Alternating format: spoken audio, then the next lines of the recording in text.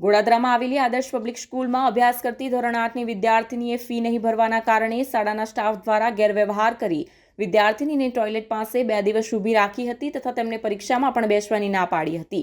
તેથી માનસિક ત્રાસથી કંટાળી વિદ્યાર્થીનીએ આત્મહત્યા કરી હતી, જે સમગ્ર શિક્ષણ જગત માટે એક શરમજનક ઘટના ગણી શકાય છે। આવી વારંવાર ઘટના શિક્ષણ જગતમાં બનતી હોય છે। આવી ઘટનાઓ રોકવા તેમજ ગોડાદરામાં બનેલી ઘટનામાં યોગ્ય તપાસ કરી દોષિતો પર યોગ્ય કાર્યવાહી કરવા અખિલ ભારતીય વિદ્યાર્થી પરિષદ દ્વારા માંગ કરવામાં આવી છે। જી નમસ્તે, મારું નામ અદિતિ દેસાઈ છે। સુરત મહાનગર સહમંત્રીનું દાયિત્વ છે અખિલ ભારતીય વિદ્યાર્થી પરિષદ। શું રજૂઆત સાથે આજે?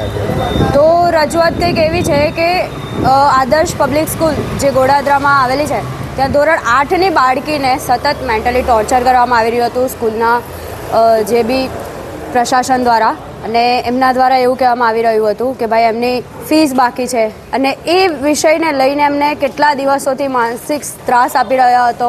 એમને ટોયલેટની બહાર ઊભા રાખવામાં આવતા હતા, લેબમાં સતત બેસાડી રાખવામાં આવતા હતા, નીચે બેસાડતા, અલગ રાખતા વિદ્યાર્થીઓ દ્વારા। જ્યારે આજે ગુજરાત ગવર્મેન્ટ દ્વારા બહેનોને શિક્ષણને લઈને આટલું બધું કામ કરવામાં આવી રહ્યું છે, ત્યારે એક બહેન સાથે શાળામાં આવા વ્યવહાર કેમ થઈ રહ્યા છે? આ વિષયને લઈને આજે વિદ્યાર્થી પરિષદ ઉગ્રથી ઉગ્ર માંગ કરી રહ્યું છે કે બહેનોની સુરક્ષાનો પ્રશ્ન, કે ભાઈ બહેનોને માનસિક ત્રાસ આપવાનું ક્યારે બંધ થશે, એ વિષયને લઈને આજે ડીઓ સાહેબ સાથે એક આવેદન આપવા જઈ રહ્યું છે વિદ્યાર્થી પરિષદ।